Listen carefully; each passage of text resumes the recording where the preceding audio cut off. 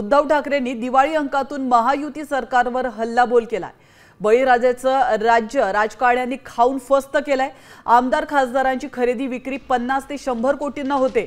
नगरसेवक 50 लाखात 1 कोटीला विकत घेतला जातो।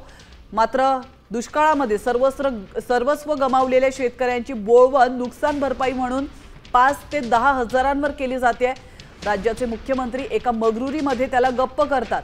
मुख्यमंत्री फडणवीस असतील किंवा त्यांचे 2 उपटराव त्यांचे राजकारण असंवेदनशील निर्ढावलेले आहेत असा हल्लाबोल देखील उद्धव ठाकरे यांनी केला।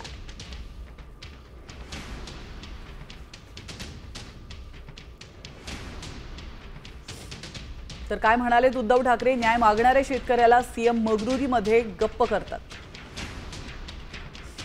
आमदार खासदारांची खरेदी 50 ते 100 कोटींना होते, तर नगरसेवक 50 लाख ते 1 कोटीला विकत घेतला जातो।